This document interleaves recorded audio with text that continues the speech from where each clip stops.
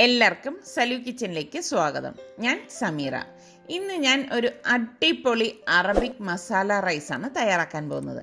അപ്പോൾ നമ്മളുടെ സലു കിച്ചൻ ഇനിയും സബ്സ്ക്രൈബ് ചെയ്യാത്തവരുണ്ടെങ്കിൽ സബ്സ്ക്രൈബ് ചെയ്യാനും പിന്നെ നിങ്ങൾക്ക് ഇഷ്ടപ്പെടുകയാണെങ്കിൽ ഇത് ഷെയർ ചെയ്യാനും മറന്നു വരുതേ.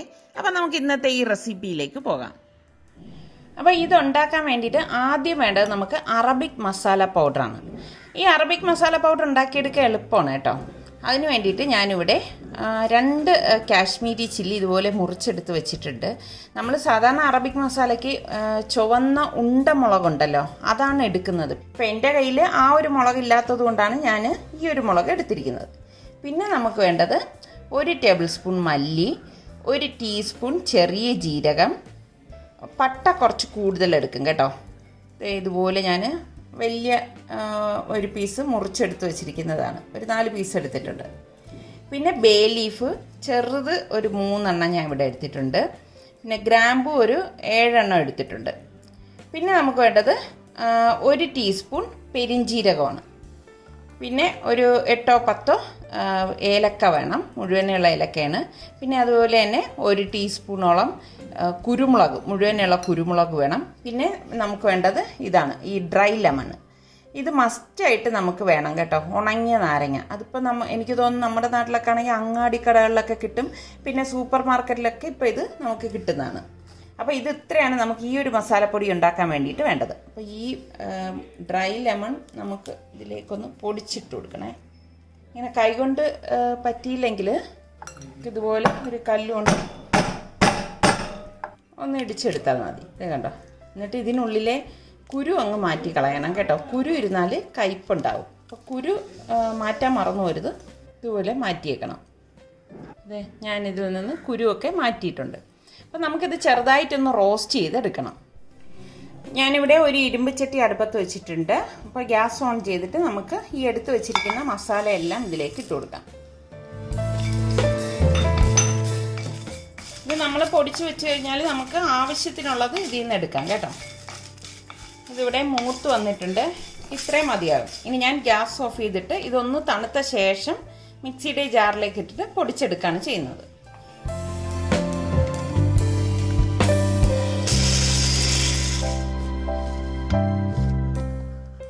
നല്ല ഒരു മണമാണ് വരുന്നത്.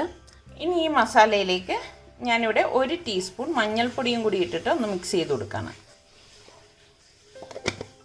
ജസ്റ്റ് ഒന്ന് അടിച്ചെടുക്കാം.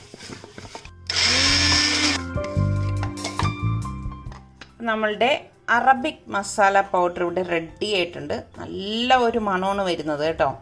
ഇത് ഞാൻ ഇനി ഒരു കുപ്പിയിലേക്ക് മാറ്റുവാണ്.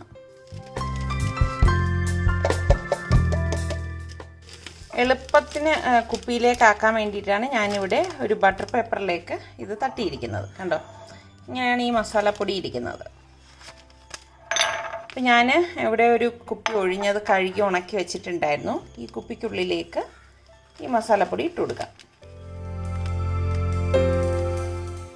അപ്പം നമ്മളുടെ അറബിക് മസാല പൗഡർ ഇവിടെ റെഡി ആയിട്ടുണ്ട്. ഇനി നമുക്ക് ആവശ്യത്തിന് ഇതിൽ നിന്ന് എടുത്ത് ഉപയോഗിക്കാവുന്നതാണ്. ഞാൻ ഇതിന് വേണ്ടിയിട്ട് ഒരു ചിക്കൻ നെടുകെ മുറിച്ച് കഴുകി ഡ്രെയിൻ ചെയ്തെടുത്ത് വെച്ചിരിക്കുന്നതാണ്. അപ്പോൾ മസാല കിടക്കാൻ വേണ്ടിയിട്ട് ഞാനൊരു ഫോർക്ക് കൊണ്ട് ഇതുപോലെ ഒന്ന് കുത്തി കൊടുക്കും. ഞാനൊരു ബൗൾ എടുത്തിട്ട് 3 ടേബിൾ സ്പൂണോളം നമ്മൾ ഉണ്ടാക്കി വെച്ചിരിക്കുന്ന ഈ അറബിക് മസാല പൗഡർ ഇട്ട് കൊടുക്കുകയാണ്. പിന്നെ ഇതിലേക്ക് ഞാൻ 2 ടേബിൾ സ്പൂണോളം ഒലിവ് ഓയിൽ ഒഴിച്ചു കൊടുക്കും. പിന്നെ ഒരു നാരങ്ങയുടെ നീര് ഞാൻ ഇതിലേക്ക് പിഴിഞ്ഞൊഴിച്ചിട്ട് പാകത്തിനുള്ള ഉപ്പ് ഇട്ട് ഇതൊന്ന് മിക്സ് ചെയ്തെടുക്കും. അപ്പം ഈ ഒരു മസാലയാണ് ഞാൻ ചിക്കനിലേക്ക് മാരിനേറ്റ് ചെയ്യാൻ വേണ്ടി തേച്ച് പിടിപ്പിക്കുന്നത്. എന്നിട്ട് ഈ മസാല നമ്മൾ ചിക്കനിൽ എല്ലാ ഭാഗത്തും നന്നായിട്ടൊന്ന് തേച്ച് പിടിപ്പിക്കും. തേച്ച് പിടിപ്പിച്ച ശേഷം കുറഞ്ഞതൊരു അരമണിക്കൂറെങ്കിലും മസാല പിടിക്കാനായിട്ട് ഞാൻ മാറ്റി വെക്കുകയാണ് ചെയ്യുന്നത്. അപ്പോൾ ചോറിന് വേണ്ടിയിട്ട് ഞാനിവിടെ എടുത്തിരിക്കുന്നത് സെല്ല റൈസാണ്. പലരും എൻ്റെ അടുത്ത് ഏത് ബ്രാൻഡാണെന്നൊക്കെ ചോദിക്കാറുണ്ട്. ഇത് പോസ്റ്റ്മാൻ എന്ന് പറയുന്ന ഒരു ബ്രാൻഡാണ്. അപ്പം ഞാനിവിടെ 1 കിലോയോളം അരി നന്നായിട്ട് കഴുകി അതിൻ്റെ പശയൊക്കെ പോകുന്നത് പോലെ കഴുകിയെടുക്കും കേട്ടോ. കഴുകിയെടുത്തിട്ട് ഇതിലേക്ക് കുറച്ചധികം വെള്ളം ഒഴിച്ചിട്ട് ഇതൊന്ന് കുതിരാനായിട്ട് ഞാനൊരു 15 മിനിറ്റ് മാറ്റി വെക്കുകയാണ് ചെയ്യുന്നത്.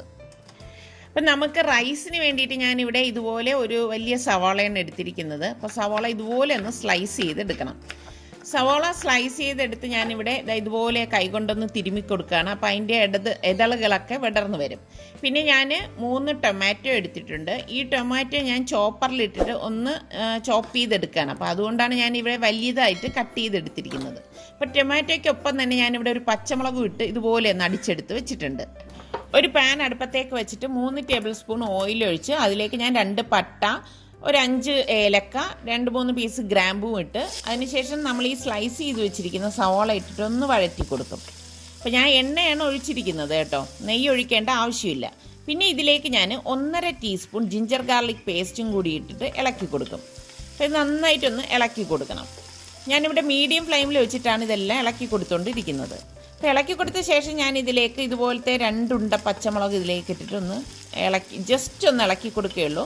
അതിനുശേഷം നമ്മൾ ഈ മസാല പുരട്ടി വെച്ചിരിക്കുന്ന ചിക്കൻ ഇതിലേക്ക് വെച്ച് കൊടുക്കും. ഇതുപോലെ വെച്ച് കൊടുക്കണം. എന്നിട്ട് നമ്മൾ ഈ ചിക്കൻ്റെ ഈ ഒരു ഗ്രേവി ഉണ്ടല്ലോ, അത് ഞാൻ ഇതിലേക്ക് തന്നെ ഒഴിച്ചു കൊടുക്കും. ശരിക്കും ആ ഒരു ഫ്ലേവർ നമുക്ക് എങ്കിലേ കിട്ടത്തുള്ളൂ. എന്നിട്ട് ഇത് ജസ്റ്റ് ഇതുപോലെ ഒന്ന് സ്പൂൺ കൊണ്ടൊന്ന് ഇളക്കി കൊടുക്കും. അതിനുശേഷം പാത്രം മൂടി വെച്ചിട്ട് നമുക്കൊന്ന് വേവിച്ചെടുക്കാം. ഒരു 10 മിനിറ്റ് കഴിഞ്ഞപ്പോഴേക്കും ഞാൻ അടപ്പ് മാറ്റിയിട്ട് ഈ ചിക്കൻ ഒന്ന് തിരിച്ചു വെച്ച് കൊടുക്കും. തിരിച്ചു വെച്ച് കൊടുത്തിട്ട് വീണ്ടും മൂടി വെച്ചിട്ട് വീണ്ടും ഒരു 5-6 മിനിറ്റ് ഇതൊന്ന് വേവിച്ചെടുക്കും. ഞാനിവിടെ ഗ്രില്ല് ചെയ്യുന്ന ഒരു പാൻ എടുത്തിട്ട് അതിലേക്കൊരു 2 ടേബിൾ സ്പൂൺ ഓയിൽ ഒഴിച്ച് ഇതുപോലെ ഒന്ന് ബ്രഷ് ചെയ്ത് കൊടുക്കും. അതിനുശേഷം നമ്മൾ ഈ വേവിച്ച് വെച്ചിരിക്കുന്ന ചിക്കൻ ഈ പാനിലേക്ക് വെച്ച് കൊടുത്തിട്ട് ഞാൻ ഓവനിൽ വെച്ചിട്ട് ഒന്ന് ഗ്രില്ല് ചെയ്തെടുക്കുകയാണ് ചെയ്യുന്നത്. അപ്പോൾ ഗ്രില്ലില്ലാത്തവർ വിഷമിക്കൊന്നും വേണ്ട, നമ്മളൊരു പാനിൽ ഇതുപോലെ ഒന്ന് ഓയിൽ ഒഴിച്ചിട്ട് ഒന്ന് തിരിച്ച് മറച്ചു വിട്ട് എടുത്താൽ മതി. അപ്പോൾ ഓവനിൽ ഞാനൊരു 10 മിനിറ്റ് ഇതുപോലെ വെച്ചിട്ടൊന്ന് ഗ്രില്ല് ചെയ്തെടുക്കുകയാണ് ചെയ്യുന്നത് കേട്ടോ. അപ്പോൾ നമ്മൾ ചിക്കൻ വേവിച്ച് വെച്ചിരിക്കുന്ന ഈ മസാലയിലേക്ക് നമ്മൾ ഈ ക്രഷ് ചെയ്ത് വെച്ചിരിക്കുന്ന ടൊമാറ്റോ ഇട്ടിട്ട് നന്നായിട്ടൊന്ന് ഇളക്കി കൊടുക്കും. അപ്പോൾ എല്ലായിടത്തും വരത്തക്ക രീതിയിൽ നല്ലതുപോലെ ഒന്ന് ഇളക്കി കൊടുത്ത ശേഷം ഞാനിതിലേക്ക് നമ്മൾ ഈ തയ്യാറാക്കി വെച്ചിരിക്കുന്ന അറബിക് മസാല പൗഡർ ഉണ്ടല്ലോ, അത് ഞാൻ 1 ടേബിൾ സ്പൂൺ ഇട്ടിട്ട് നന്നായിട്ട് മിക്സ് ചെയ്ത് കൊടുക്കും. ഇതോടൊപ്പം തന്നെ ഞാൻ 1.5 ടേബിൾ സ്പൂണോളം ടൊമാറ്റോ പേസ്റ്റ് ഇട്ടിട്ട് ഇതൊന്ന് ഇളക്കി കൊടുക്കുകയാണ്.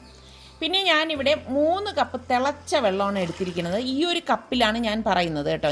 ഈ ഒരു കപ്പിൽ എനിക്ക് 1.5 കപ്പ് അരി ഉണ്ടായിരുന്നു, 1 കിലോ അരി എന്ന് പറയുമ്പോൾ.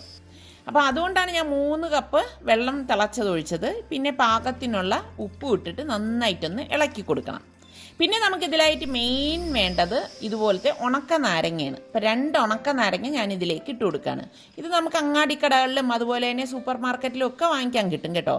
ഇതോടൊപ്പം തന്നെ 3 ഉണ്ട പച്ചമുളകും കൂടി ഞാൻ ഇട്ടിട്ട് പാത്രം മൂടി വെച്ച് ഇതൊന്ന് തിളപ്പിക്കാനായിട്ട് വെക്കുകയാണ്. തിള വരാറാകുമ്പോഴേക്കും ഞാനിവിടെ മാഗിയുടെ ക്യൂബ്, ചിക്കൻ ക്യൂബാണ് എടുത്തിട്ടുണ്ട്. അപ്പോൾ അതിൽ 1 പീസ് എടുത്താൽ മതി. ഇതുപോലെ ഒന്ന് പൊടിച്ചിതിലേക്ക് ഇട്ട് കൊടുക്കും. പൊടിച്ചിതിൽ ഇട്ട് കൊടുക്കുന്നത് എന്താണെന്ന് വെച്ചാൽ അടിയിൽ പിടിക്കാതിരിക്കാൻ വേണ്ടിയിട്ടാണ് കേട്ടോ. എന്നിട്ട് നന്നായിട്ടൊന്ന് ഇളക്കി കൊടുക്കും. പിന്നെ നമ്മൾ കഴുകി ഡ്രെയിൻ ചെയ്ത് വെച്ചിരിക്കുന്ന അരി ഇതിലേക്ക് ഇട്ടിട്ട് ഇതെല്ലാം കൂട്ടിയിട്ടൊന്ന് ഇളക്കിയെടുക്കുകയാണ് ചെയ്യുന്നത്. അപ്പം ഈ സമയത്ത് വേണം നമ്മളിത് ഇളക്കി മിക്സ് ചെയ്യേണ്ടത്. അത് കഴിഞ്ഞിട്ട് നമ്മൾ സ്പൂണിട്ട് ഇളക്കരുത്, അരി പൊടിഞ്ഞു പോകും. ഇനി ഇത് മൂടി വെച്ചിട്ട് നമ്മളൊന്ന് വേവിച്ചെടുക്കുകയാണ് ചെയ്യുന്നത്. അപ്പം ഞാൻ നിങ്ങളെ കാണിച്ചു തരാൻ വേണ്ടിയിട്ട് ഇടയ്ക്കൊന്ന് തുറന്നതാണ്. എന്നിട്ട് ഇതുപോലെ ഒന്ന് ഞാനൊന്ന് മിക്സ് ചെയ്ത് കൊടുക്കുകയാണ് കണ്ടോ. ഇതിപ്പം ഇനി വറ്റി വരാൻ കുറച്ച് നേരമേ ഉള്ളൂ. അപ്പോൾ അത് റെഡിയാവുന്ന നേരം കൊണ്ട് നമുക്ക് അറബിക് സാലഡ് തയ്യാറാക്കിയെടുക്കാം. അപ്പോൾ അതിന് വേണ്ടിയിട്ട് ഞാനിവിടെ 4 തക്കാളി എടുത്തിട്ടുണ്ട്. ഇതുപോലെ റഫായിട്ടാണ് അരിഞ്ഞെടുത്തിരിക്കുന്നത്. പിന്നെ ഒരു പച്ചമുളക്, ഇത് ഇത്രയും ഞാൻ നമ്മളുടെ ചോപ്പറിലേക്ക് ഇട്ടിട്ട് അതോടൊപ്പം തന്നെ ഒരു 5 അല്ലി വെളുത്തുള്ളി അല്ലി ഇട്ട് കൊടുക്കുന്നുണ്ട്. പിന്നെ 1 ടീസ്പൂണോളം ചെറിയ ജീരകത്തിൻ്റെ പൊടിയും പാകത്തിനുള്ള ഉപ്പും കുറച്ച് മല്ലിയിലയും ഇതുപോലെ കട്ട് ചെയ്തിട്ട് കൊടുക്കും. എന്നിട്ട് നമ്മൾ പകുതി നാരങ്ങയുടെ നീര് ഇതുപോലെ ഒന്ന് പിഴിഞ്ഞു കൊടുത്തിട്ട് ഇതൊന്ന് അടിച്ചെടുക്കുകയാണ് ചെയ്യുന്നത്. അപ്പോൾ നമ്മളുടെ അറബിക് സാലഡ് ഇവിടെ റെഡി ആയിട്ടുണ്ട്. ഇതിൻ്റെ റെസിപ്പി ഞാൻ എപ്പോഴും അറബിക് റൈസൊക്കെ ഉണ്ടാക്കുമ്പോൾ കാണിക്കുന്നതാണ് കേട്ടോ.